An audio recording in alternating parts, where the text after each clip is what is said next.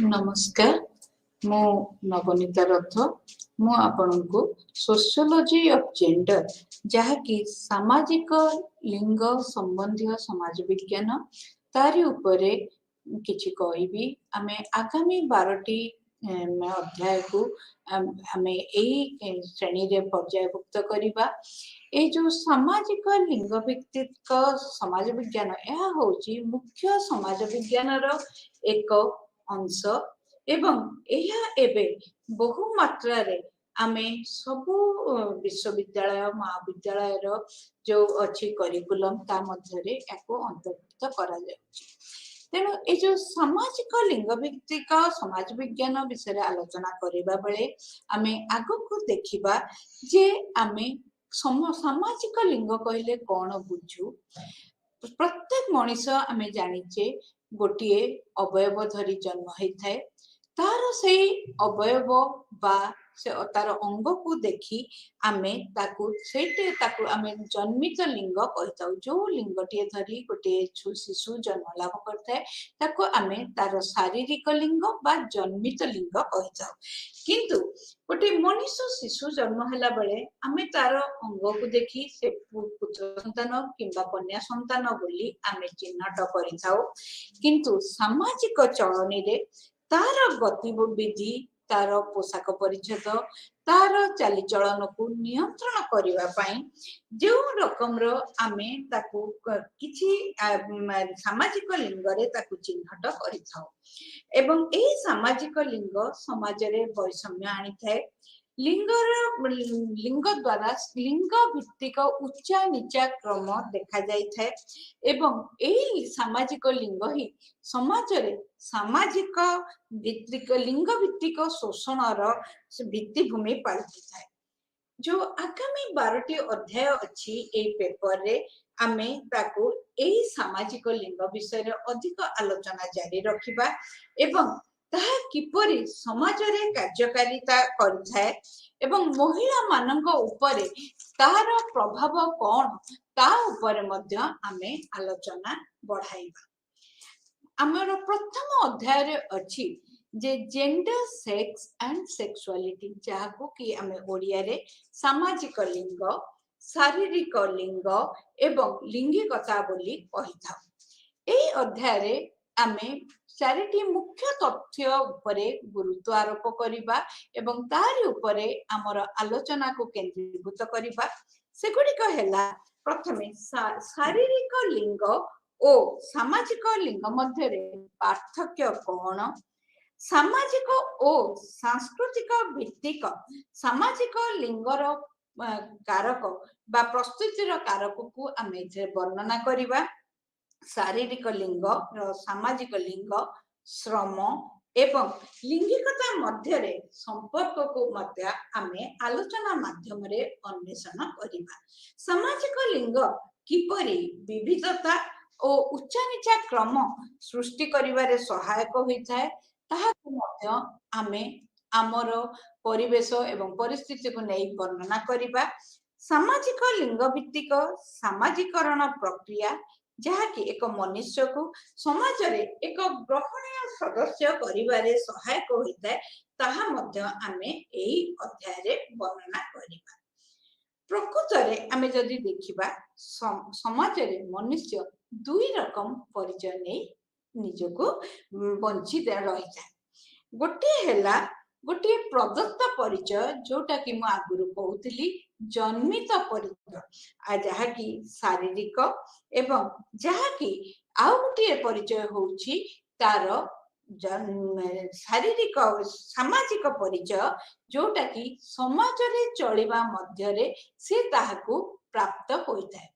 गोटे जेतबेले आमे पिलाटिए जन्म हुए आमे ताकू पुओ पिला बा झियो पिला कहिथाउ बा गोटे पुरुष संतान बा गोटे महिला संतान बा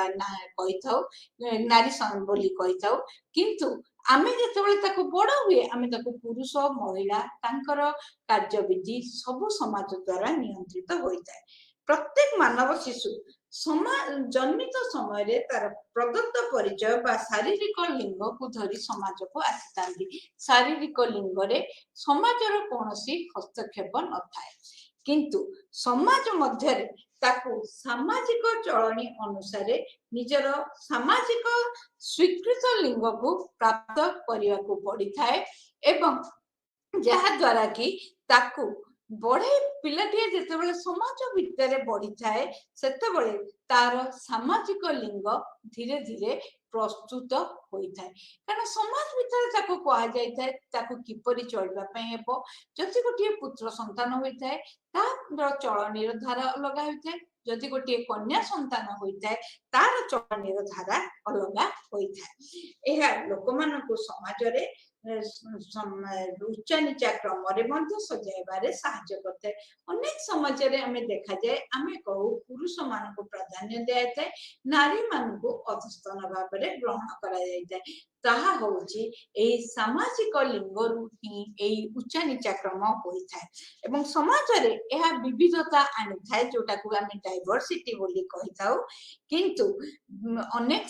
समाज विज्ञानी माने जुक्ति रखती जे एहा द्वारा एक उचित एवं सुस्थ विविधता सृष्टि हो जाए किंतु आमर जो नारीवादी माने से माने को ग्रहण करि पारंती नहीं से माने कहंती जे समाज रे प्रत्येक मनुष्यर समान अधिकार रही तार जन्मित केवल अंग दृष्टि से पुओ पिलाटी बा झियो पिलाटी हुए जन्म हुए किंतु समाज ही ता पाइका अनेक गुड़िए कौन करे रेस्ट्रिक्शन आउ कहा को किछिटा अधिकार देता है जोटा कि अन्य जने पाई न थाए तेणु आमे जदि एठी देखिबा पई जिबा जने अग्रधारी नारीवादी चिंतक आन ओक्ले कहती जे ए जो सामाजिक लिंग संस्कृति प्रसूत कल्चर जाको आमे कहू जो समाजर संस्कृति रही है से ही सामाजिक लिंग गठन रे साहाय्य करिथाए एवं एहा द्वारा नारी सुलभ पुरुष सुलभ प्रकृति आमे कहू जे गोटे पुअर पुरुष सुलभ प्रकृति हवा कथा गोटे नारी सुलभ प्रकृति हवा कथा यह संस्कृति द्वारा एक्चुअली निर्देशित होता है एवं संस्कृति द्वारा मनुष्य आमे ताकू पिलाटी के यह शिखाई था तेणु सामाजिक लिंगर सामाजिक प्रासंगिकता थिबा बेले शारीरिक लिंगर शारीरिक प्रासंगिकता थाए शारीरिक लिंग को नहीं सामाजिक लिंग गठन होता है किंतु सामाजिक लिंग संपूर्ण भाव में लोक मानक द्वारा संस्कृति द्वारा परिचालित होता है शारीरिक लिंग होची अपरिवर्तनीय ताकू आमे परिवर्तन करि परिबा नाही कारण जे जो रकम जन्म होईची से सारा जीवन से आए गोटे पुरुष पुरुष होई जीवन सारा रहिबा पय पड़े एवं मात्र सामाजिक लिंग गोटे समाज रु आ गोटे समाज मध्य रे भिन्न होता है एटी मु गोटे छोट उदाहरण देबी देखंतु आमे जदि आमे कहछि सामाजिक लिंग कथा आमर जदि आमे ए जो कोस्टल बा आमे देखिबा कोस्टल डिस्ट्रिक्ट गुड़ाक कथा ओडिसा र आमे परिप्रेक्षी रे आलोचना करिबा ओडिसा र जो उपकूल अंचल गुडी करे आमे देखु नारी मानक ऊपर अनेक कटकणा रही जाय से माने सहजरे बाहर को जिबे नाही बाजार को जिबे नाही किंतु देखंतु सेठी आदिवासी संप्रदाय रे नारी मानकर एक यथेष्ट भूमिका रही जाए से माने ही घर माने से माने जाती जंगल को जाती से माने बाजार रे जाई बिक्री पटा करंती तेणु तांको समाज रे नारी पुरुष समान भाव रे एकत्र नाच करंती गीत करंती किंतु आम समाज रे उपकूल अंचल रे एगुडी को सहज रे ग्रहणीय होई न थाए तेणु एटी होची जाको आमे कहूचे सामाजिक लिंग को जगह रे सामाजिक लिंगटा ग्रहणीय किपरि हुए ताहा समाज रु समाज ही भिन्न होई थाए तेणु एई परिप्रेक्षी रे आमे जदि देखिबा आमे शारीरिक लिंग को काहे के आमे कहूचे जे जने स्त्री बा पुरुष भाव रे जन्म ग्रहण कला बेले जेतोले सामाजिक लिंग रे से कौन हुए महिला बा पुरुष भाव रे समाज रे चिन्हट होई जाए शारीरिक लिंग होची हमर प्रकृति प्रदत्त आमे कहू जहा को सामाजिक लिंग होची समाज प्रदत्त प्रकृति जो आमे जो प्रकृति नियम अनुसार जेते बेले पिलाटी जन्म लाभ करे से ताकू जन्मित लिंग जो शारीरिक लिंग होची किंतु समाज ही सामाजिक लिंगर सृष्टि करते समाज रे विशेष करी संस्कृति सामाजिकरण प्रक्रिया एते गोटे बड़ भूमिका ग्रहण करथांती। तेणु शारीरिक लिंग मनुष्यर हार्मोन गुणसूत्र यौनांग ए द्वारा चिन्हट होइथिबा बेले सामाजिक लिंग पुरुष बा महिला समाज द्वारा स्थिरीकृत होइथिबा परिचय ही सृष्टि होइथाय। तेणु एही परिप्रेक्षी रे दार्शनिका सिमोन डी विभर को कथा मु जदी कहिबी से कहिथिले जे गोटे जणे महिला होई केबे जन्म होई न थाए गोटे मात्र से महिलार परिचय समाज मध्य रे पाइथाय। सिमोन डी विभर कहिथिले one is not born as a woman, one becomes a woman in the society। तेणु समाज द्वारा ही से गोटे महिलार परिचय पाई थाए से केबे हेले महिला टीए बोली जन्म होई न थाए। तेणु सेही परी आमे जदी वर्तमान देखिबा सामाजिक लिंग एवं शरीर तत्व कथा आमे जदी देखिया बायोलॉजिकली देखिबा शारीरिक भाव रे जे आमे सब बळे भाबु गोटे स्त्री लोक होउची जदि दुर्बल शारीरिक भाव में दुर्बल पुरुष ठारू एवं से तार शारीरिक दुर्बलता को नहीं समाज ताकू कौन करे ताकू भावे गोटे अधस्तन शासन दे थाए आउ से अनेक समय शोषण शिकार होता है।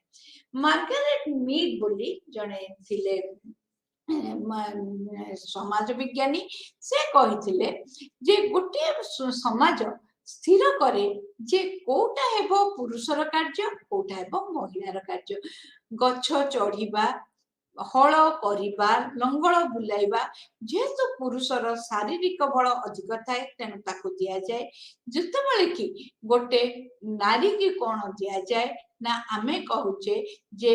नारीटीए हेले से लालन पालन करिबो पिलाटी जन्म केवल देवनी ताकू लालन पालन कर प्रकृति देखिए गले एथिरे लालन पालन पिताटी मध्य करि परिबो किंतु आमे कहूचे ना एटा होचे महिलार कार्य कारण एई जो महिलार कार्य एटा ही समाज द्वारा स्थिरीकृत हेछि। तेणु किंतु एबे भी जदि आमे देखिबा आजिकाली समाज रे एई धारणा अनेक भाव रे बदली चलीछि।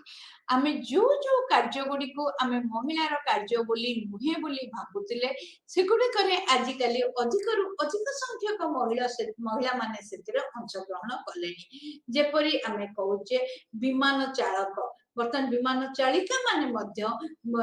विमान चलैलेनी एपरी कि जो फाइटर प्लेन ताकू मध्य चलैलेनी आउ जदि क्रीड़ा जगतर कथा देखिबा आमे भाबुतिले महिला माने दुर्बल से माने क्रीड़ा रे नैपुण्य प्रकाश करि परिबे नाही किंतु आज क्रीड़ा जगत रे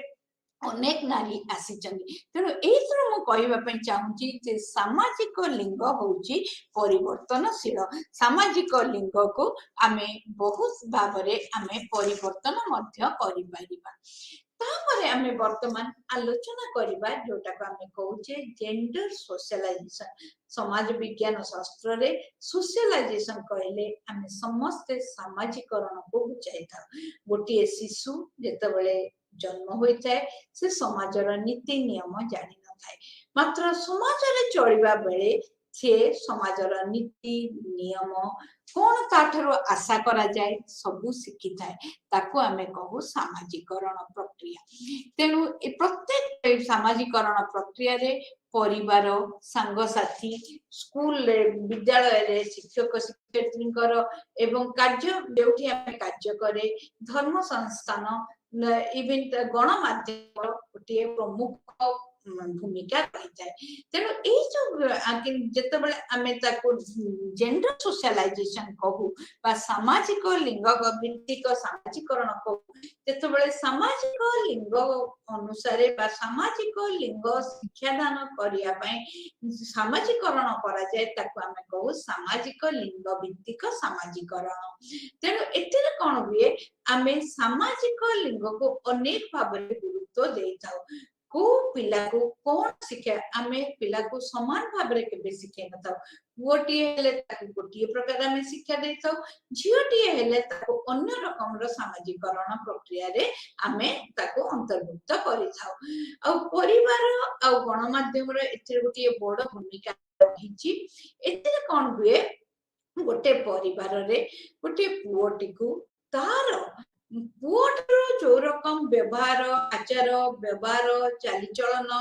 ताको आशा करा जाए से गुड़िक ताको शिक्षा दिया जाए किंतु गोटे झियो पिला को ताठार जो गुड़िक आशा करा जाए किए आशा करे एथिरे आशा करे समाज यह समाज द्वारा स्थिरीकृत बहुत दिन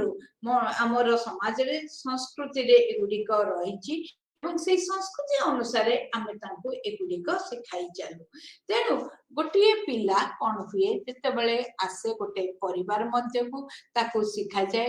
କଣ କଣ ସେ ମାନେ ବ୍ୟବହାର କରିବ କିପରି ତାର ଆଚାର ରହିବ ସେ କଣ କଣ ଗୁଣର ଅଧିକାରୀ ହବା ଦରକାର ଏବଂ ତାକୁ ବଡ ହେଲେ କି ଭୂମିକା ଗ୍ରହଣ କରିବାକୁ ହେବ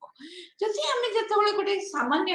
ଉଦାହରଣ ନବା ଏଇ ପରିପ୍ରେକ୍ଷୀରେ ଗୋଟିଏ ପରିବାରରେ ଯେତେବେଳେ ଗୋଟିଏ ଝିଅଟିଏ ଜନ୍ମ ହୁଏ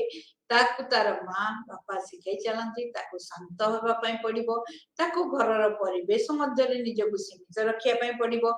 ଘରର ଅନ୍ୟମାନଙ୍କ ଯତ୍ନ ନେବା ପାଇଁ ପଡିବ ଏବଂ ଏହା ହିଁ ତାଠାରୁ ଭବିଷ୍ୟତରେ ଆଶା କରାଯାଇଥାଏ କିନ୍ତୁ ଯେତେବେଳେ ପୁଅଟିକୁ ଆମେ ଦେଖୁ ଗୋଟେ ପୁଅଟିଏ ଯଦି କାନ୍ଦେ ଆମେ କହୁ ପୁଅ ପିଲା ତୁ କାନ୍ଦେ ନା ଝିଅଟି ଯଦି ହସେ ଜୋରରେ ଆମେ କହୁ ଝିଅ ପିଲା ତୁ ଜୋରରେ ହସ ନା ତେଣୁ ଏଇଭଳି ଭାବରେ ଆମେ ତାଙ୍କଠାରୁ ଯୋଉ ଯୋଉ ଗୁଣ ଆଶା କରାଯାଏ ଆପ୍ରୋପ୍ରିଏଟ ବିହେଭିୟର ଯୋଉ ସୋସାଇଟି ଯୋଉଟାକୁ ଆପ୍ରୋପ୍ରିଏଟ ବିହେଭିୟର ବୋଲି ଗ୍ରହଣ କରିଥାଏ ତାକୁ ଆମେ ଶିକ୍ଷା ଦେଇଥାଉ ତେଣୁ ଏଇ ପରିପ୍ରେକ୍ଷୀରେ ଏଥିରେ କଣ ହୁଏ ନା ଉଭୟ ତାଙ୍କୁ ପୁରସ୍କାର ଦିଆଯାଏ ଏବଂ ତା ସାଙ୍ଗରେ ମଧ୍ୟ ତାଙ୍କୁ ପନିଶମେଣ୍ଟ ଦିଆଯାଏ ଯାହା ଦ୍ୱାରା କି ସେମାନେ ଭଲ ଯଦି ସେଇ ଗୁଣ ଗୁଡିକର ଅଧିକାରୀ ହେଲେ ଆମେ ତାଙ୍କୁ କଣ କରୁ ପୁରସ୍କାର ଦଉ ଯାହା ଦ୍ୱାରା କି ସେଇ ଗୁଣକୁ ସେମାନେ ଆଦରି ନେଇଥାନ୍ତି ଆଉ ଯେତେବେଳେ ସେମାନେ ସେଇ ଗୁଣ ନକରି ଅନ୍ୟ କିଛି ଗୁଣ ଦେଖାଇଲେ ଏବଂ ତାଙ୍କର ଯୋଉଟା ଲିଙ୍ଗ ଉଲ୍ଲଂଘନକାରୀ ଗୁଣ ଦେଖାଉଛନ୍ତି ବୋଲି ଭାବେ ଆମେ ତାଙ୍କୁ ସେତେବେଳେ କଣ କରୁ ନା ତାଙ୍କୁ ଦଣ୍ଡ ଦେଇଥାଉ ଏଇ ଦଣ୍ଡ ଦେବା ଦ୍ୱାରା ସେମାନେ କଣ କରନ୍ତି ସେଇ ଲିଙ୍ଗର ଯୋଉ ଗୁଣ ସେମାନେ ଆଉ ଅଧିକ ଦେଖାନ୍ତି ନାହିଁ ସେମାନେ ପୁଣି ତାଙ୍କର ସାମାଜିକ ଲିଙ୍ଗ ଭିତ୍ତିକ ଗୁଣକୁ ସେମାନେ ଆଦରିବା ପାଇଁ ବାଧ୍ୟ ହୋଇଥାନ୍ତି ତାଙ୍କୁ ଯୋଉ ପିଲାଙ୍କୁ ଖେଳନା ଦିଆଯାଏ ଗୋଟେ ଝିଅ ପିଲା ହେଲେ ଆମେ ତାକୁ କଣ୍ଢେଇ ରୋଷେଇ ଜିନିଷ ଦେଇଥାଉ ଗୋଟେ ପୁଅ ପିଲା ହେଲେ ତାକୁ ଆମେ ଏରୋପ୍ଲେନ ଗାଡି ଦେଇଥାଉ ଏଥିରେ ପ୍ରକୃତରେ ଏହା ହିଁ ସାମାଜିକରଣ ପ୍ରକ୍ରିୟାରେ ମଧ୍ୟ ଏହାର ଗୋଟେ ବଡ ଭୂମିକା ରହିଥାଏ ଆମେ ଅନେକ ସମୟରେ ଭାବୁ ଯେ ଏଗୁଡିକ ପ୍ରକୃତରେ ଏଗୁଡିକର ବିଶେଷ କିଛି ଭୂମିକା ନଥାଏ କିନ୍ତୁ ଯେତେବେଳେ ପ୍ରତିପାଳନ ସମୟରେ ଏହା ଗୋଟେ ପୁଅଟିକୁ ଅଧିକରୁ ଅଧିକ ଯୋଉଟାକୁ ଆମେ କହୁଛୁ ମେକାନିକାଲ ୱାର୍କ ଯୋଉଟାକୁ କହୁଛୁ ପାଇଲଟ ହଉଛି ମାନେ ତାର ଆଗ୍ରହଟା ଆମେ ସେଥିପ୍ରତି ରୁଚି ତିଆରି କରୁ ଏବଂ ତାଙ୍କ ରୁଚି ପ୍ରସ୍ତୁତ କରୁ ଏବଂ ସେଇ ରୁଚି ଅନୁସାରେ ସେମାନେ ନିଜକୁ ବଢିବାକୁ ଆମେ ଚାହିଁଥାଉ ସେଇପରି ଯେତେବେଳେ ଗଣମାଧ୍ୟମରେ ଆମେ ଦେଖିବା ବା ସ୍କୁଲ ବହିରେ ମଧ୍ୟ ଆମେ ଦେଖିବା ବହୁତ ସମୟରେ ତା ଦ୍ୱାରା ମଧ୍ୟ ଆମର ଏଇ ଯୋଉ ସାମାଜିକ ଲିଙ୍ଗ ଭିତ୍ତିକ ସାମାଜିକ ଲିଙ୍ଗ ଭିତ୍ତିକ ସାମାଜିକରଣ ହୋଇଥାଏ ଅନେକ ସମୟରେ ବହିରେ ଲେଖା ହେଇଥାଏ ଆମର ପିଲାବେଳେ ଲେଖା ହେଇଥିଲା ଆଇମା ଶାଗ କରେରେ 100 କୋଶରୁ ଅଜା କଥା କହୁଛି ଆଇ ସାଙ୍ଗରେ ତେଣୁ ଟେଲିଫୋନର ମଜା 100 କୋଶରୁ ଅଜା କହୁଛି କଥା ସାଙ୍ଗେ ଆଇ ସାଙ୍ଗରେ କଥା ଯୋଉ ଏଇ ଯୋଉ ହଳ ବୁଲେଇବାର ଚିତ୍ରଟେ ଥିବ ଗୋଟିଏ ପୁରୁଷ ଲୋକର ସେମିତି ଆମର ଗଣମାଧ୍ୟମରେ ମଧ୍ୟ ଆମେ ଦେଖୁ ଯେ ଗାଡିର ସାମ୍ନାରେ ଗୋଟିଏ ସ୍ତ୍ରୀ ଲୋକ ଠିଆ ହେଇଥାଏ ତାକୁ ଆମେ ଆଡଭର୍ଟାଇଜମେଣ୍ଟରେ ନେଇଥାଉ ଏବଂ ଗୋଟିଏ ଗାଡି ଚାଳକ ସବୁବେଳେ ଗୋଟେ ପୁରୁଷ ହୋଇଥାଏ ଏଇ ସବୁ ଚିତ୍ର ଏଇ ସବୁ ପ୍ରଦର୍ଶନ ଦ୍ୱାରା ବାରମ୍ବାର ଆମେ କଣ କରୁ ନା ଏଇ ଯୋଉ ସାମାଜିକ ଲିଙ୍ଗଟାକୁ ଆମେ ଗୋଟିଏ ପିଲା ମନରେ ବସା ବାନ୍ଧୁ ଏବଂ ତାରି ମାଧ୍ୟମରେ ଆମେ ପିଲାଟିକୁ ତାର ଯେଉଁ ସାମାଜିକ ଲିଙ୍ଗ ଅନୁସାରେ ଶାରୀରିକ ତାର ସାମାଜିକ ଲିଙ୍ଗ ଅନୁସାରେ ଆମେ ତାକୁ କଣ କରୁ ଆଚାର ବ୍ୟବହାର ତାର ଗୁଣ କଣ କଣ କାମ ତାଠୁ ଆଶା କରାଯାଏ ସେଗୁଡିକ ଶିଖାଇଥାଉ ଆମେ ଯଦି ଦେଖିବା ସାଉଥ ଏସିଆନ ସଂସ୍କୃତିରେ ଆମେ ଯଦି ଦେଖିବା ପୁଅ ମାନଙ୍କୁ ଆମେ ସବୁବେଳେ କହୁ ତୁମେ କଠୋର ହବ तमे सब बेले बाहर को जीव बहिर्मुखी हेबो आ झीओटी को आमे सब बेले कहू ना तते नरम हेबा पई पड़िबो तते घरोई हेबा पई पड़िबो एवं जहा द्वारा कि एही सब शिक्षा दबा द्वारा पिलाटी गोटे झीओ जदि कंढे खेले आमे बहुत खुशी हो किंतु एहा द्वारा आमे ताकू ए जो सामाजिक लिंगर धारणा को ता मध्यरे दृढ़ीभूत करू एवं ताहाकू आमे कहू लिंगगत समाजीकरण आ बंधुकटी हेले झीओटी को आमे धरिया पई न दे पुओटी को धरिया पई दो कारण ताहा तार साहसर परिचय देव तेणु पिलाटी कौन हुए पुओटी यही सब भावे जे मोर साहसी हेबा दरकार मते कठोर हवा दरकार मते बहिर्मुखी हवा दरकार किंतु झीओटी को आमे कहू तू अंतर्मुखी हेबू तू घरोई हेबू तू कोमल हेबू तू स्नेही हेबू तोर कथबार्ता कोमलता रही गुड़िक हूँ सामाजिक जहाँ आम कह सामाजिक लिंग भित्तिक समाजीकरण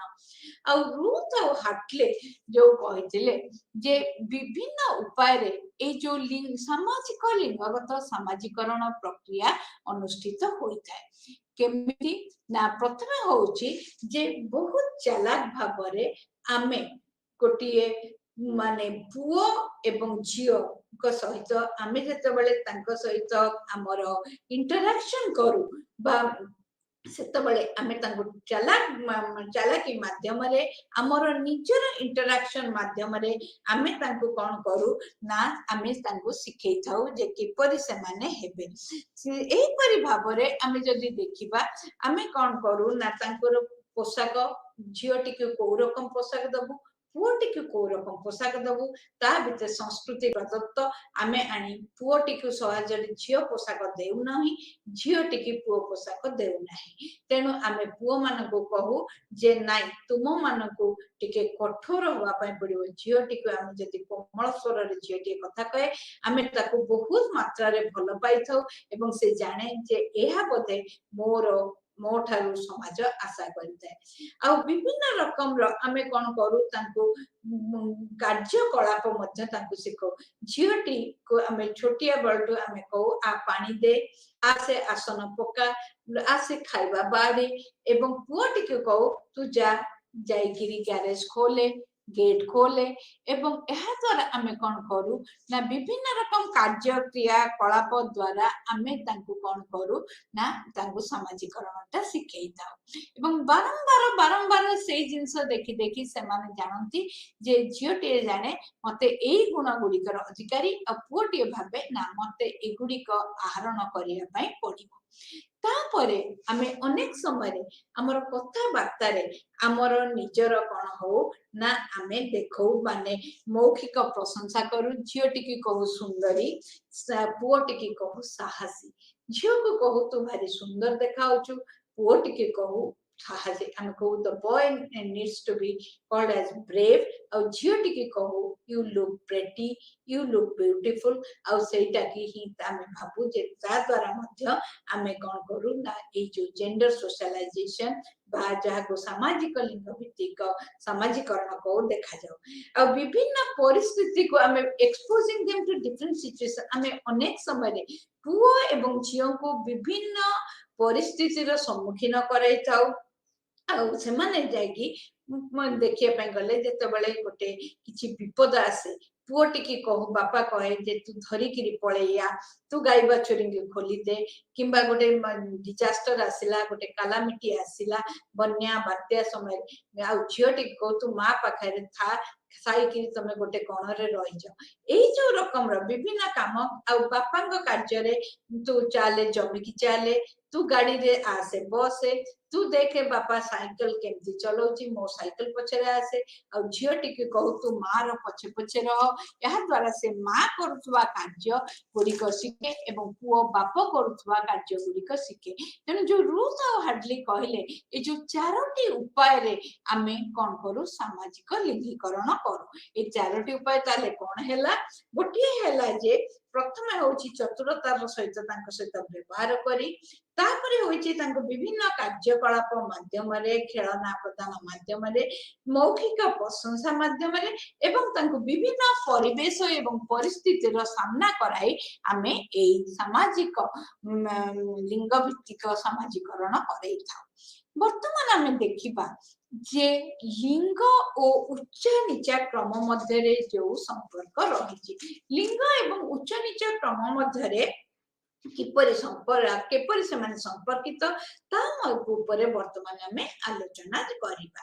ସାମାଜିକ ଲିଙ୍ଗ କେବଳ ସାମାଜିକ ପାର୍ଥକ୍ୟ ଆଣେ ନାହିଁ, ଏହା ସମାଜରେ ଉଚ୍ଚ ନିଚା କ୍ରମ ମଧ୍ୟ ସୃଷ୍ଟି କରିଥାଏ। ଆମେ ଭାବୁ ଯେ କେବଳ ଏହା ପାର୍ଥକ୍ୟ ଆଣେ, ପାର୍ଥକ୍ୟରେ ରହେ ନାହିଁ, ପାର୍ଥକ୍ୟ ପରେ ଏହା ଏକ ଉଚ୍ଚ ନିଚା କ୍ରମ ସୃଷ୍ଟି କରିଥାଏ। ତୁମେ ମାନେ ଶୁଣିଥିବ ଯେ ଜାତିରେ ଭିତ୍ତିକ ଉଚ୍ଚ ନିଚା କ୍ରମ ଥାଏ, ସେହିପରି ସାମାଜିକ ଲିଙ୍ଗ ଭିତ୍ତିକ ମଧ୍ୟ ଉଚ୍ଚ ନିଚା କ୍ରମ ରହିଥାଏ। କାରଣ ଏଇ ଯୋଉ ଆମର ସାମାଜିକ ଲିଙ୍ଗ ସେ ଚିନ୍ତା କରେ ବା ସିଏ ଆମର ନିର୍ଦ୍ଧାରଣ କରେ ଯେ ଆମର ଭୂମିକା ସମାଜରେ କଣ ହେବା ଦରକାର, ଆଉ ଲିଙ୍ଗ ଭିତ୍ତିକ ଆମକୁ କଣ କଣ ସୁବିଧା ମିଳିପାରିବ, ଆମର ଲିଙ୍ଗକୁ ନେଇକି ସମ୍ପର୍କ କାହା ସାଙ୍ଗେ କିପରି ରହିବ ଏବଂ ଏହା କିପରି ଭାବରେ ଆମ ପାଇଁ ମଧ୍ୟ ଅନେକ ଗୁଡିଏ ମାନେ ଏହା କୋଉ ଲିଙ୍ଗ ଅଧିକ ମାନେ ଯାହାକୁ କହନ୍ତି ରିସ୍କ କୁ ଆଦରି ପାରିବ ଆଉ କୋଉ ଲିଙ୍ଗ ରିସ୍କ କୁ ଗ୍ରହଣ କରିପାରିବ ନାହିଁ, ତା ଉପରେ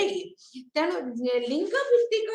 ସାମାଜିକ ଲିଙ୍ଗ ଭିତ୍ତିରେ ଲୋକମାନଙ୍କୁ ସୁବିଧା, ଜୀବନ ସମ୍ଭାବନା, ସମାଜର ବିଭିନ୍ନ ଅନୁଷ୍ଠାନ ଓ ଅର୍ଥନୈତିକ ଅନୁଷ୍ଠାନ ଉପରେ ତାଙ୍କର ଅଧିକାର ଏବଂ ଦାୟିତ୍ୱ ଭୂମିକା ସବୁ ନିର୍ଦ୍ଧାରିତ ହୋଇଥାଏ। ଏବଂ ଯଦି ଆମେ ଦେଖିବା ଏଇ ଯୋଉ ଯେହେତୁ ପ୍ରତ୍ୟେକ ଜିନିଷ ସମାଜରେ ସମାନ ଭାବରେ ବଣ୍ଟା ହୋଇନଥାଏ,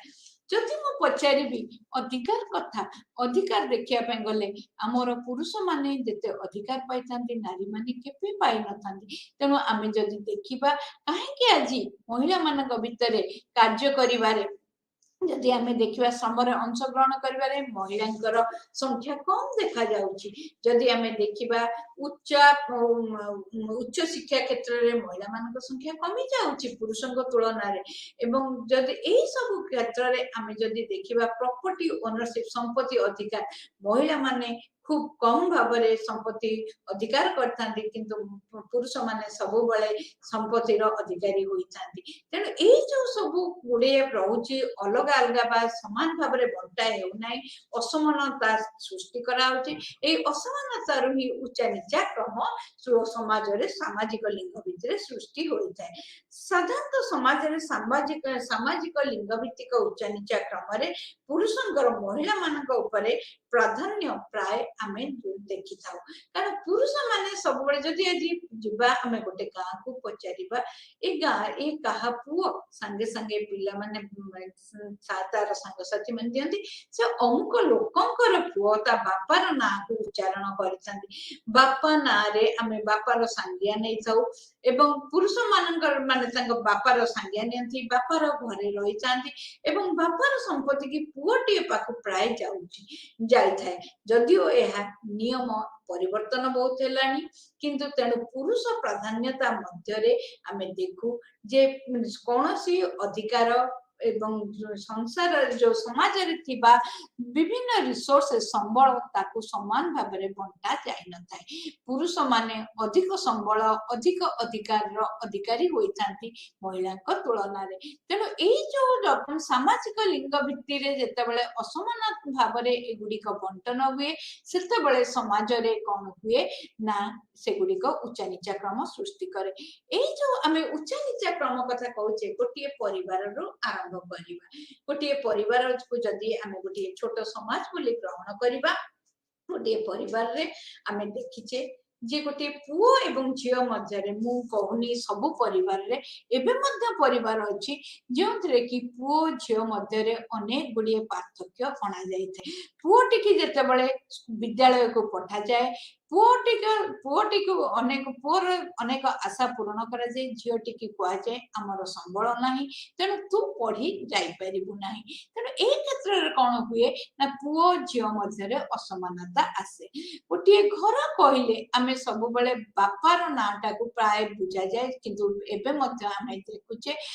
परिवर्तन सरकार नीति रे बहुत परिवर्तन होइछि। वर्तमान मैट्रिक सर्टिफिकेट रे आगे केवल बापार ना डॉक्टर ऑफ सन ऑफ लेखा होतला पितांक ना, एबे उभय पिता मातांक ना लेखा होछि। तेणु पिता माता को सरकार प्रोत्साहन दउचंदी उभय को समान भाव में देखिबा, किंतु परिवार आज मध्य आमे देखुचे उच्चा नीचा कम अछि। अनेक परिवार होची पुरुषतांत्रिक परिवार एवं जो कि बापा मानकर गोटे माने मुख्य भूमिका रही है एवं बापा मानकर कथारे से परिवार चल प्रचल सब चल माने चली थाए, किंतु माता माने जदिओ बहुत काम करती परिवार एक अभिन्न अंग, किंतु सेमानक स्थान निचर थाए सेहीपरि पुओ झीओंक भितर एवं जो जिनसटी आमे परिवार देखुचे ताहा आमे गोष्ठी भितर देखुचे, ताहा समूह भितर देखुचे एवं ताहा जदि आमे देखिबा बृहत्तर समाज रे मध्य पुरुष मानकर आधिपत्य महिला मानक उपरे रहुची। तेणु एहीपरि भाबरे उच्चा नीचा क्रम पुरुष एवं महिला भितर सामाजिक लिंग भित्तिरे ही होउची एवं एई सामाजिक लिंग जगु आमे देखुचे पुरुष माने सबुठारे प्राधान्य विस्तार करुचंती एवं नारी मानकु अधस्तन बोली सब बेले पणा जाउची। तेणु एहा होउची समाजर गतानुगतिक चलनी, किंतु वर्तमान नीति नियम आसुची एवं जेहेतु आमे चाहूचे आईन कानून एगुड़िक जमा सपोर्ट करूनाही। आईन मत कानून मतरे होउची पुरुष एवं महिला समान उभय मनीष उभयंकर रहिची माने अधिकार। तेणु उभयंक मध्य समान सबु जिनसर समान भाव व्यवहार करने आमर उचित अटे। वर्तमान आमे जिबा आमे तो देखिले सामाजिकरण केमती होउची सामाजिक लिंग भितरे आमे देखले किपरि उच्च नीच क्रम सृष्टि होउची किपरि भिन्नता आसुची। तेणु वर्तमान आमे जिबा आउ गोटे प्रत्यय को आमे पढ़िबा जोटा होची पैट्रियार्की। पैट्रियार्की टर्म के आमे बहुत समय रे आमे देखिथिबा, आमे एहा विषय रे बहुत गोटे साधारण भाबरे आमे बहुत बहुल भाबरे व्यवहार करथाय। पैट्रियार्की कहले यह होची कोन, यह एक विश्वास, यह एक परंपरा एवं यह मध्य होची एक दर्शन बोली केते जण कहंती। कारण ए जोथिरे कि माने आमे जदि देखिबा समाज रे पितृतंत्र को आमे कहूचु एक एटा होची पैट्रियार्की रो साधारण भाबरे कहया पे गले एको आमे कहूचे पितृतंत्र। पितृतंत्र माने जोथिरे कि पितांकर सब रकम रो आधिपत्य थाए ताकू कहू पितृतंत्र। तेणु पैट्रियार्की रो ओडिया हला पितृतंत्र बा पितांकर कर्तृत्व बा पितांकर अधिकार को माने पितांकर आधिपत्य को कुआ जाय पैट्रियार्की। पितृतंत्र होची एक विचारधारा, यह एक विश्वास एवं यह एक प्रथा कहले अत्युक्त हेब नाही। एई विचारधारा समाज रे व्यक्ति विशेष को प्रभावित करिबारे एक मुख्य भूमिका ग्रहण करिथाय। आउ जदि म एठी कमला भासिन को कथा न कहले हेब नाही। कमला भासिन होचंती भारतर जणे प्रमुख नारीवादी बा नारी सचेतनता सृष्टि करुवा माने नारीवादी दार्शनिका एवं कमला भासिंकर खूब निकट अतीत रे तांकर मृत्यु घटिची। आ कमला भासिंक मतरे से पितृतंत्र को खूब सुंदर भावरे से वर्णना करिसंती। तांकर गोटे बही अछि ताना व्हाट इज पैट्रियार्की। पैट्रियार्की रे से कहउचंती जे पैट्रियार्की तांकर गोटे बही अछि जोथरे से कहउचंती जे पुरुष तंत्र कहले आमे कोन बुझू। पुरुषर साधारण भाव में कहली पुरुषर कर्तृत्व बा आधिपत्य को आमे पुरुषतांत्रिक जिनस पैट्रियार्की बा पुरुषतांत्रिक बोली कहिथाउ। किंतु पैट्रियार्की रो आधिपत्य कहा उपरे कर्तृत्व कहा उपरे एई परिप्रेक्षी रे कमला भासिन कहंती जे जो नारी मानकर उत्पादन क्षमता एवं तांको श्रम शक्ति पुरुष द्वारा परिचालित। नारीटीए निश्चित भाव नारीर उत्पादन क्षम हुए, नारीर निश्चय श्रम शक्ति रही एवं से श्रम शक्ति उत्पादन द्वारा से अनेक जिनस समाज रे सृष्टि करि पारथाय, किंतु ताहा सब बळे ए पुरुष तंत्र द्वारा परिचालित। पुरुषटीए ता उपरे आधिपत्य विस्तार करिथाय। तापरे नारीर गोटे अति यूनिक जहाको कहती अद्वितीय गुण होची से प्रयोजन रे तार प्रक्रिया रे तार भूमिका गोटे नारी जोगु ही समाजर स्थिति रही थाए एवं समाज चिरस्थायी होता है कारण नारीटीए शिशुटीए जन्म दे समाज को सब बड़े से माने लोक समाज को चिरस्थायी करिता है किंतु ए जो नारी जो प्रयोजन शक्ति ता मध्य होची प्रयोजन प्रक्रिया रे जेहेतु पुरुषर किछि माने पुरुषर मध्य अंशग्रहण करिଥାଏ किंतु प्रयोजन तानु ता मध्य पुरुषर कर्तृत्वाधीन होई रहिଥାଏ तृतीय होची नारी मानकर कामना वासना ता मध्य पुरुष द्वारा परिचालित जदियो आमे कहबा यह एक शारीरिक ये ता ऊपर मध्य पुरुषर अधिकार रहिଥାଏ एवं कर्तृत्व रहिଥାଏ पुरुष ता इच्छा रे ही नारी रो एई कामना वासना को परिपूर्ण करिता तापरे होची गोटे नारी रो गतिशीलता गोटे आमे जदि देखिबा गति माइग्रेशन आमे जाको कहूचे गोटे जगार अन्य जगह को जो स्थानांतरीकरण प्रक्रिया रे आमे देखिबा जे महिला मानक संख्या खूब कम एथिरे पुरुष मानकर पुरुष माने माइग्रेट करसांती माइग्रेंट वर्कर मानक भितरे प्रथमे जदि देखिबा एबे प्रथम पीढ़ी रो जेतबेले माइग्रेंट को देखिबा पुरुष मानक संख्या कारण नारी ते जो गतिशीलता मध्य तांको द्वारा नियंत्रित होइताय कारण से माने घर द्वार बाड़ी सब रखितांती तेनु से माने गतिशील मध्य होई पारंतीनी आउ जदि आमे संपत्ति एवं अन्यान्य अर्थनैतिक संबल देखिबा नारी रो अधिकार खूब कम थाए तापरे मध्य पुरुषर आधिपत्य रही थाए आउ सामाजिक सांस्कृतिक एवं जोटा राजनैतिक अनुष्ठान ता मध्य पुरुष द्वारा परिचालित होता है तेणु सिल्विया वाल्बी तांको बही जेटा जेतु कमला भाषी एही सब परिप्रेक्षी रे पुरुषर आधिपत्य विस्तार करी पुरुषतंत्र को से माने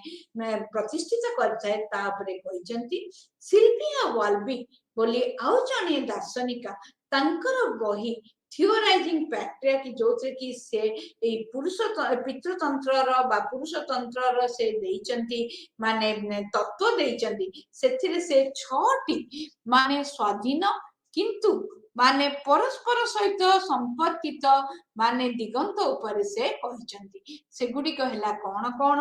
सेगुडी कहला जे गोटे होची घरे चली थिबा पारिवारिक उत्पादन संपर्क माने गोटे परिवार रे आमे देखुचे जे परिवार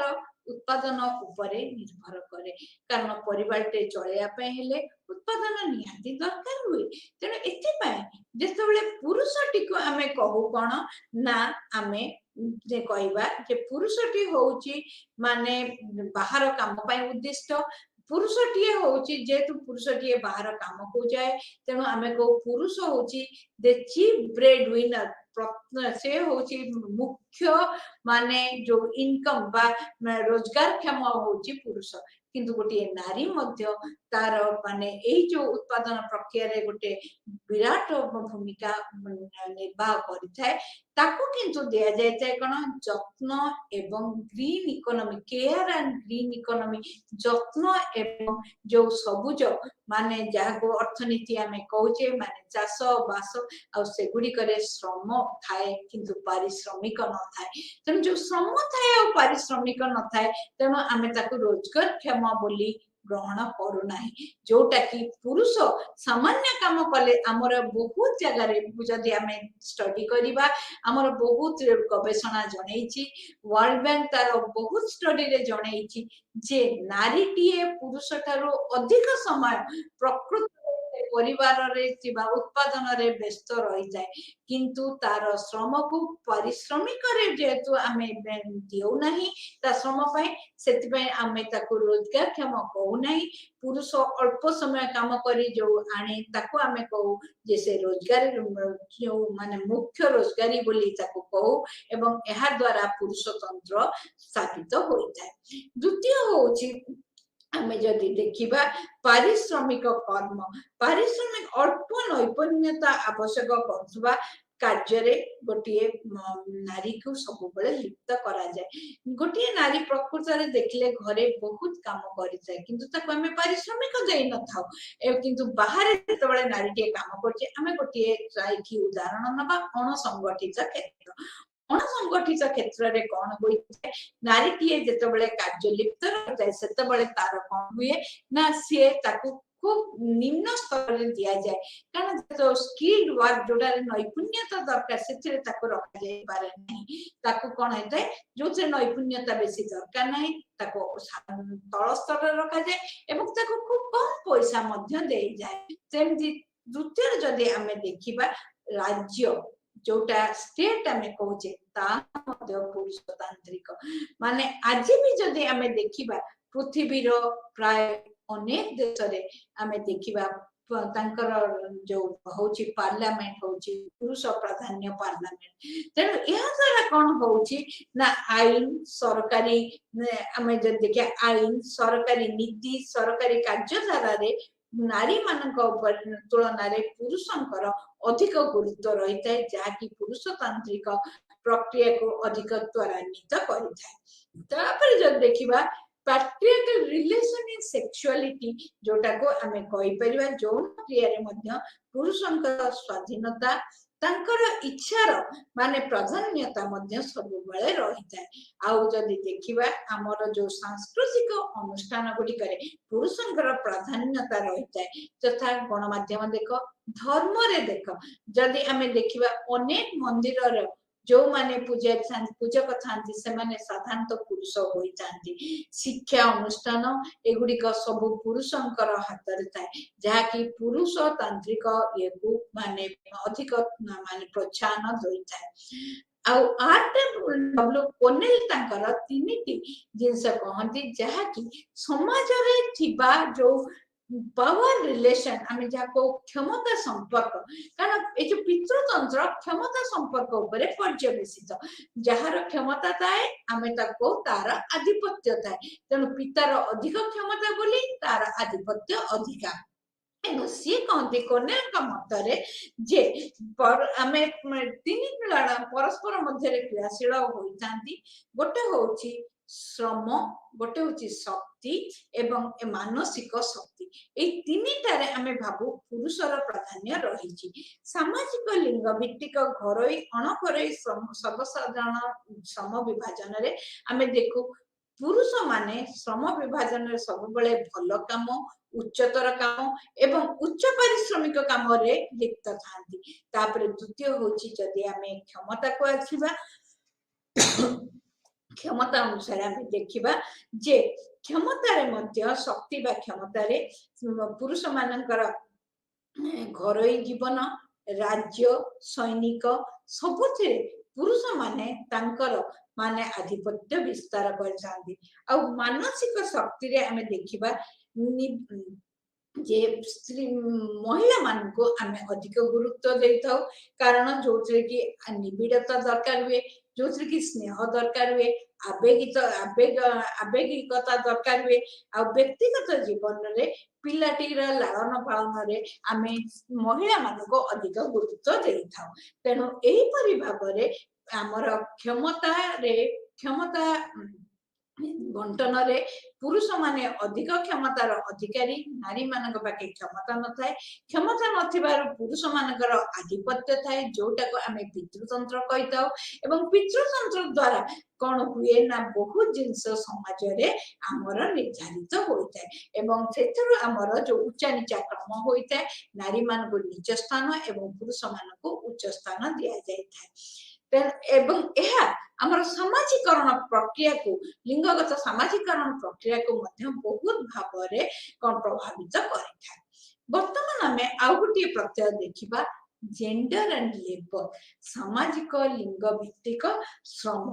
ଆମେ ଯଦି ଦେଖିବା ସମାଜରେ ଥିବା କାର୍ଯ୍ୟ ସମୂହର ବଣ୍ଟନ ପୁରୁଷ ଏବଂ ମହିଳାଙ୍କ ମଧ୍ୟରେ ସାମାଜିକ ଲିଙ୍ଗ ଭିତ୍ତିରେ ହୋଇଥାଏ। କମଳା ଭାସିନ ଏହି ପରିପ୍ରେକ୍ଷୀରେ तीनोटी दिगंत विषय रे से आलोकपात करचंती। कमला भासी कहिछि से जने नारीवादी दार्शनिका जे कि नारी सचेतनता आनिबारे एक प्रमुख भूमिका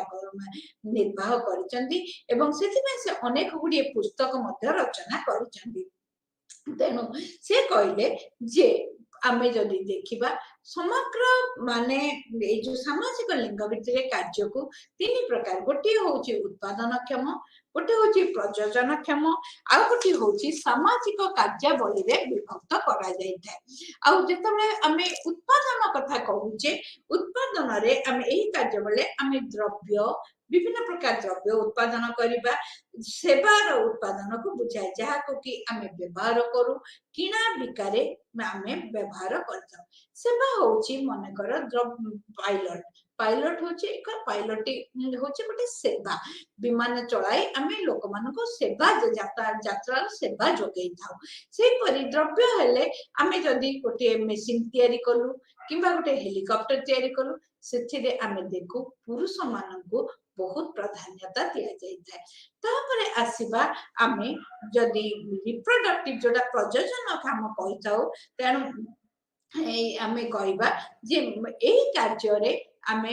या होची शारीरिक एवं सामाजिक एवं एही कार्य रे कोन हुए ना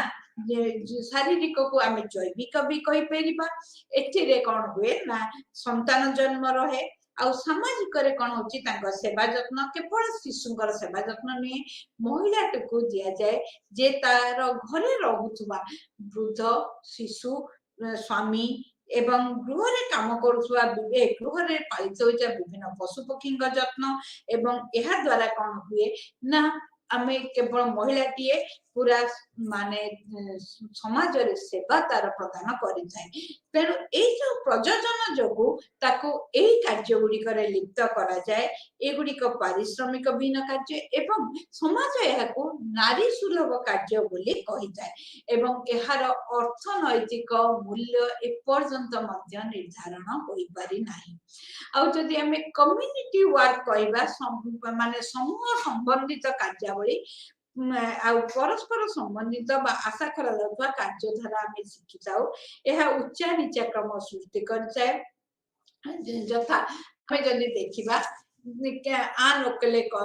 मतरे प्रत्येक कार्य गुड़िक सामाजिक लिंग द्वारा निर्धारित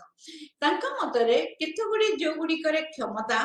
जो थरे की थाए पावर प्रेस्टीज जाको आमे कहूचो तार मान मर्यादा थाए एवं जो थरे की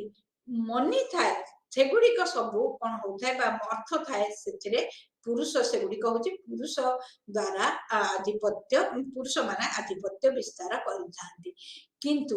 आमे सेतिपई सिल्विया वाल्बी कहती जे पुंजीवाद ही पितृतंत्र को बहुत सहायक होता है कारण पुंजीवाद अर्थनीति रे कौन हुए ना जेते बेले अर्थनैतिक संबल पुरुष हाथ रे थाए पुरुष ही माने कौन करे ना सबु संबलर अधिकारी होता है नारी पुंजीवाद रे स्थान ही न थाए कारण ता पाखे संबल न थाए साधन न थाए नारी टीए सेतिपई कौन हुए कैपिटलिज्म सेतिपई कौन करते पुंजीवाद ही पुरुष तंत्र गठन करिबारे मध्य यथेष्ट भाव में सहायक होता है। जदि हमें आ तुम्हें माने मार्क्स बना सुनथिबो एंजेल्स बना सुनथिबो एंजेल्स कहिले जे महिला मान को पुंजीवाद रे कौन हुए पाखे तो संबल साधन न थाए महिला मान को निजे कौन करा जाए माने पुरुष माने भावंती से माने क्रीडनक पाखे से माने अधिकार साब्यस्त करती आदि धनी श्रेणी रे आमे देखिबा पुंजीवाद रे बुर्जुआ क्लास थाए जोटा होची धनिक श्रेणी आ गोटे थाए प्रोलेटारिएट क्लास जोटा की होची खटिखिया श्रमिक श्रेणी आ ए जो प्रोलेटारिएट क्लास जोटा सेतिर नारी माने डबली से माने कोन हेतांदी बर्डन हेतांदी माने द्विपाक्षिक भाबरे काहे कि ना तांको कोन हुए ना तांको घरर काम पड़े एवं निज को बंचे रखिया पई सेमान को मध्य बाहर को जाई काम करिया को पड़ी थाए किंतु जो माने होचंदी धनिक श्रेणी रो सेमान को ऊपरे माने तांकर स्त्री लोक मान को बाहर को छड़ा जाए नाही से माने पूरा संपूर्ण भाव गृह बंदी भाया रही था एवं तांकर उत्पादन क्षमता को कहीं ग्रहण मध्य करती नहीं आउ एथिरे आमे देखुचे जे ग्लास सीलिंग बोली गोटे कांसेप्ट अछि ग्लास सीलिंग हला माने ग्लास सीलिंग कहले आमे जानुचे जे आजिकली नारी माने साधारणतः जीविकार गतिशीलता रे शीर्ष रे पहुंचीबारे बहुत समय बहुत कष्ट करछांती आजिकली आमे बहुत कहूचे नारी माने महिला माने बहुत बहुल भाव रे कॉर्पोरेट सेक्टर रे जॉइन कलेनी किंतु एथिरे से माने एंट्री लेवल बा पसिबा बेले पसिबा सहज होई जाय किंतु जेते बेले ऊपर को पदोन्नति घटे नारी माने के शीर्ष रे पहुंची पारती तेनो आज मध्ये हमें देखु विश्व रे जो फोर्ब्स इंडिया काढे बहुत कम नारी माने गोटे कंपनी रो डायरेक्टर बा सीओई होई थांती ए ग्लास सीलिंग द्वारा कोन हुए किछि दिन परे तांकर गतिशीलता रे माने तांकर जीविका रे गतिशीलता रे तांको कोन करा जाय तांको सील करा जाय बा तांको कोन हुए बाड़ बंधा जाय तेनो समान से बाड़ आर पार को जाई पारंती नाही आ काहे कि ना महिला माने जते बेले जन्म करंती से माने डबली बर्डन थांती ए जते बेले ए माने कार्य रे ताकर पिला जन्म शिशु जन्म करबा शिशु लालन पालन करबा दायित्व घरोई दायित्व सहित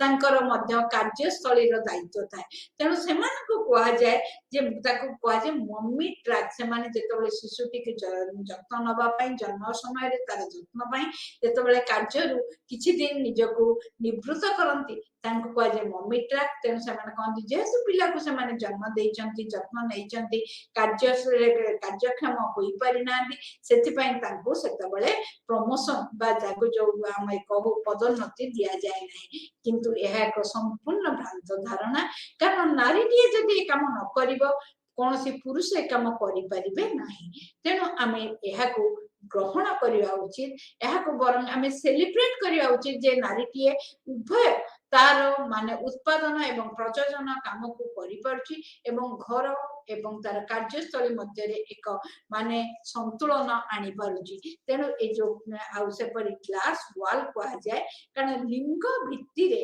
आमे समाज रे देखु अनेक गुड़िए जीविका कौन होता है ना बंटन होता है किसी जीविका कौन हुए ना पुरुष कैंद्रिक जीविका बोली कह जाए आउ केतक नारी कैंद्रिक जीविका बोली कह जाए पुरुष सुलभ जीविका नारी सुलभ जीविका एवं सेति पई तांका भितरे गोटे प्राचीर सृष्टि होता है समस्त जीविका को दुईटी भाग रे विभक्त करा जाए नारी सुलभ जीविका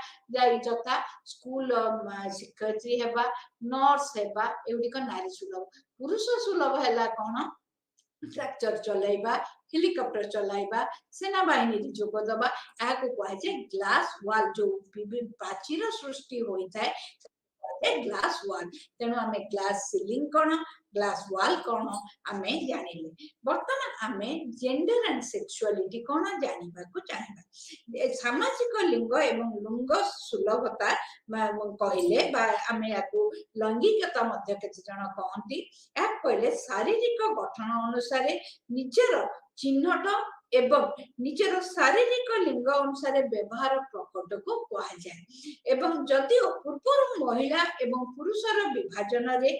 समाज विश्वास करतला वर्तमान परिप्रेक्षी रे समग्र लिंगर विभक्तिकरण रे एक नुआ लिंग उद्भावित होइछि जाको कहउछि तृतीय लिंग पूर्व आमे जेंडर बाइनरी केवल द्वैत भाग रे आमे विभाग करतले पुरुष महिला वर्तमान तृतीय आमे जानिचे भारतर नालसा जजमेंट हैला परे ए थर्ड जेंडर कॉन्सेप्ट मध्य भारत रे बहुल भाव रे प्रचलित होइछि एथिरे किए रहंती आमे समस्त जानिचे आमे ट्रांसजेंडर गे लेस्बियन तापरे क्वियर इंटरसेक्स आसेक्सुअल समस्त को आमे ग्रहण करिथाउ तेणु पितृतंत्र रे एक महिलार लिंगिकता पुरुष निर्धारण करिथाय काहेकि ना ए पितृतंत्र पाई से पुरुषटीए महिलार लिंग को से माने कंट्रोल करते किंतु जो तृतीय लिंगर वर्तमान तृतीय लिंग जो माने आसिले भितर आंदोलन चली आमे आगर अध्याय देखिबा ए तृतीय लिंग किपरि भाबरे आसिला किपरि आंदोलन करी से माने निजर जोटा को आमे कहूचे तांकर माने आइडेंटिटी बा लिंग को किपरि भाबरे से माने चिन्हट माने निजर तृतीय लिंगर अवस्थिति बा को से माने ग्रहणीय कराउचंती एवं समाज रे यह ग्रहणीय वर्तमान आमे दुईटी लिंग करिबानी कहिबा अपेक्षा तीनोटी लिंगर अवधारणा रहिबा हमर उचित एवं ए तीनोटी लिंग उपरे आमे तृतीय लिंग उपरे आमे आगको आलोचना जारी रखिबा तेणु अध्याय आमे सरिला परे आमे जानिले जे जो सामाजिक लिंग कहूचे प्रत्येक समाज रे दुईटी प्रकार लिंग रही गोटे होची माने तीनोटी लिंग रही एवं प्रथमे होची गोटे होची सॉरी दुईटी लिंग रही गोटे होची शारीरिक लिंग जोटा कि प्रदत्त बा जन्मगत बा जन्मित लिंग आ गोटे होची समाज हमको जो लिंग प्रदान करिଥାଏ तेणु ए जो सामाजिक लिंग होची समाज और संस्कृति द्वारा सृष्ट एवं जो जेंडर सोशलाइजेशन आमे कहूचे सामाजिक लिंग भित्तिक सामाजिकरण द्वारा आमर विभिन्न व्यवहार एवं आमर कार्यधारा मध्य निर्धारित होता है आमे समाज रे आमर लिंग को नहीं आवश्यक हेउतिबा सामाजिक लिंग ठारू आशा करा जाउतबा गुणावली जो शिक्षा करिताओ आचार व्यवहार चाली चलन शिक्षा करिया को आमे कहू जेंडर सोशलाइजेशन यह एतिरे परिवार जो गणमाध्यम एवं शिक्षक शिक्षयित्री विद्यालय कार्यस्थली एक विराट भूमिका रही है बहुत सोसाइटी आज समाज केवल भारतीय समाज नुहे पृथ्वी विभिन्न समाज होची पैट्रियार्कल जाको कि हमें पुरुष तांत्रिक बोली कहिताउ ए पैट्रियार्कल सोसाइटी हला किछि नुहे जो रे कि रही थाए पुरुष रब रही थाए आधिपत्य पुरुष ही पुरुष नियंत्रण रे समाज परिचालित होता है तेणु यह कौन हुए ना यह द्वारा आमे महिला माने अधस्तन होइतांती क्षमता पुरुष पाखे थाए एवं उच्च नीचा क्रम सृष्टि होता है आउ ए जो सामाजिक लिंग आमर जीविका एवं समाज रे आमर जीविका एवं जीवन धारण प्रक्रिया को लाइफ और लाइवलीहुड दीटा जाक को निर्धारण करिଥାଏ